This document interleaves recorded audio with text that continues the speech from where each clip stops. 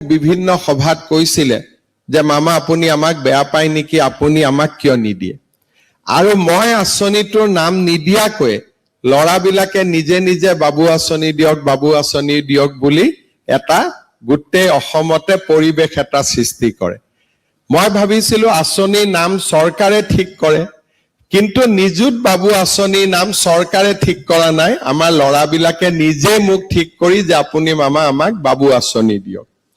যোৱা বছৰ আমি অক্টোবৰ মাহত সিদ্ধান্ত ললো যে আমি ডিগ্ৰী আৰু পোষ্ট গ্ৰেজুৱেটত পঢ়া ছাত্ৰসকলকো এই সুবিধা দিম আৰু প্ৰথম বছৰ কাৰণে আমি মাত্ৰ 50,000 ছাত্ৰক এই সুবিধা দিব পাৰিলো। এই বছৰ আমি ভাবিছো যে প্ৰায় 70,000 ছাত্ৰক আমি নতুনকৈ সুবিধা দিব পাৰিম, অৰ্থাৎ এই আঁচনিখনেও 1,20,000 ছাত্ৰক উপকৃত কৰিব, কাৰণ ইয়াতে ফাৰ্ষ্ট ইয়াৰ আৰু ছেকেণ্ড ইয়াৰ থাকিব। কিন্তু নিযুত মইনা আঁচনিখনে এইবাৰ তৃতীয় বৰ্ষকো স্পৰ্শ কৰিব, first year, second year, third year বা আমি সেমিষ্টাৰ বুলি ক'লে একেবাৰে 6 সেমিষ্টাৰলৈকে যাব। লগত মোক কিছুমান ছাত্ৰী আজি ৰাতিপুৱা মোক সুধিছে যে মামা 7 সেমিষ্টাৰত আমি পাম নে নাই। মোৰো মনত ধৰা নাছিল, কাৰণ আজিকালি বহুত কলেজত 4th ইয়াৰ ডিগ্ৰী আৰম্ভ হৈছে, 7 and 8 সেমিষ্টাৰো আমি গৈ পাম।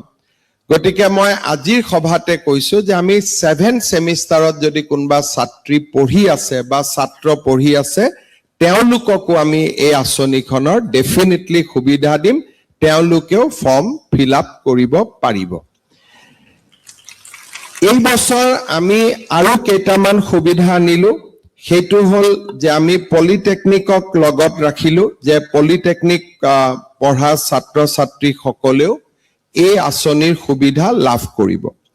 আমাৰ এই আঁচনিখনত ছাত্ৰ আৰু ছাত্ৰীৰ যিটো পুঁজি বা জলপানী, তাত অলপমান আমি এটা গেপ ৰাখিছো।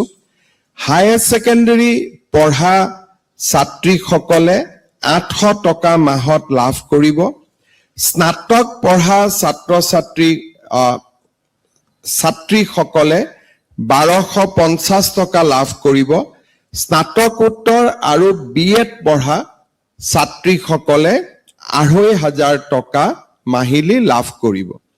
কিন্তু বাবু বা আমাৰ ল'ৰাসকলক আমি 200 টকা অলপ কমকৈ দিব খুজিছো। ডিগ্ৰীত আমি 1,000 টকা দিম আৰু পোষ্ট গ্ৰেজুৱেটত আমি 2,000 টকা দিম। ছাত্ৰীয়ে 1250 টকা পাব আৰু 2,500 টকা পাব, কিন্তু ছাত্ৰসকলে 1,000 টকা পাব আৰু 2,000 টকা পাব। ইয়াত মূল উদ্দেশ্য হ'ল এইটোৱে, এই আঁচনিখনৰ উদ্দেশ্যটো আছিলে যে বাল্য বিবাহ ৰোধ কৰা।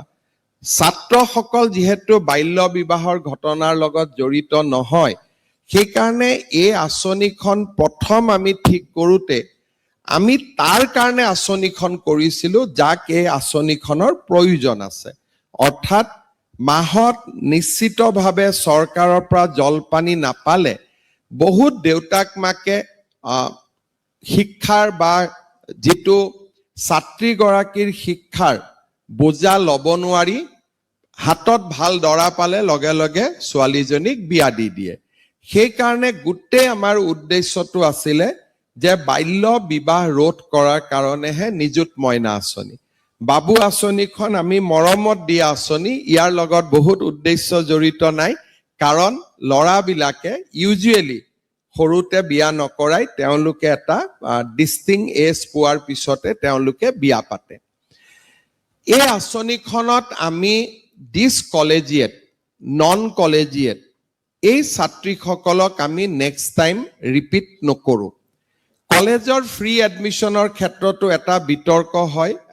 আপোনালোকে জানে যে কলেজত আমি ল'ৰা ছোৱালীসকলক আমি বিনামূলীয়া নামভৰ্তি কৰোঁ, কিন্তু সাধাৰণতে চৰকাৰী আঁচনিবিলাকে নিয়মীয়া ছাত্ৰ ছাত্ৰীকহে সামৰি লয়।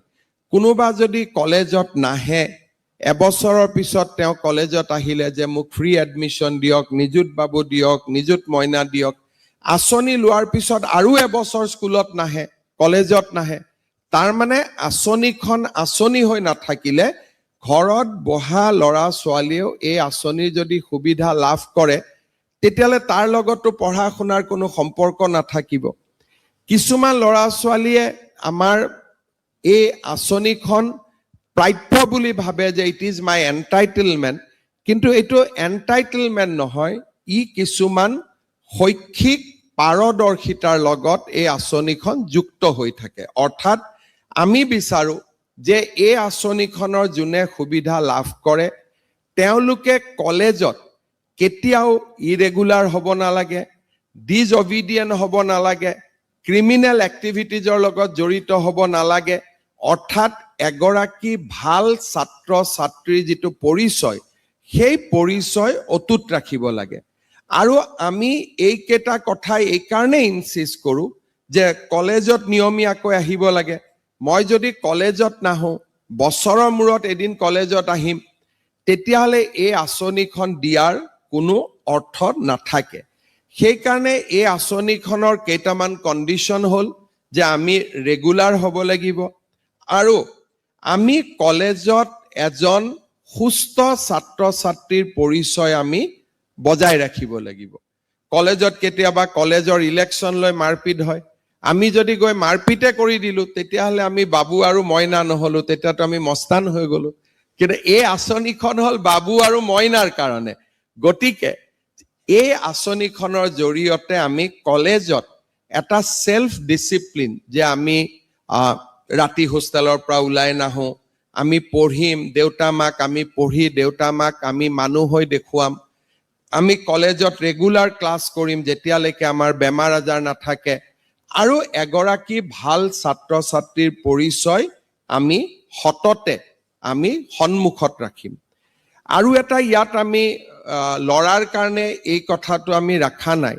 এই আঁচনিখনৰ আন এটা দিশ হ'ল ডিগ্ৰী পৰ্যন্ত ছোৱালীজনীৰ বিয়া হ'ব নালাগে। বহুত ছোৱালী যেতিয়া বিয়া হয় ফাৰ্ষ্ট ছেকেণ্ড ছেমিষ্টাৰততো আমি মাজত বন্ধ নকৰোঁ, কিন্তু ছেকেণ্ড বা থাৰ্ড ছেমিষ্টাৰত তাত আমি আঁচনিখন তেওঁলোকক ৰিনিউ নকৰোঁ। এইকাৰণে ৰিনিউ নকৰোঁ কাৰণ এই আঁচনিখনৰ মূল উদ্দেশ্যই হৈছে যে বাল্য বিবাহ বন্ধ কৰা। যদি আমি কলেজত গ'লোঁ, first year second year third ইয়াৰত আমি বিয়াত বহিলোঁ, তেতিয়াহ'লে আমাৰ শিক্ষাটো আধাতে বন্ধ হৈ যাব। সেইকাৰণে আমি ডিগ্ৰী পৰ্যন্ত ল'ৰা ছোৱালীৰ আমি, ল'ৰাৰ কথা মই কোৱা নাই, ছোৱালীৰ আমি বিয়া হোৱাটো নিবিচাৰোঁ। কিন্তু পষ্ট গ্ৰেজুৱেট অৰ্থাৎ যদি আমি ইউনিভাৰ্চিটিত পঢ়িছোঁ বা আমি BEd পঢ়িছোঁ, তেতিয়া ছোৱালীগৰাকী বিবাহিত হ'লেও এই আঁচনিৰ সুবিধাটো আমি দিওঁ।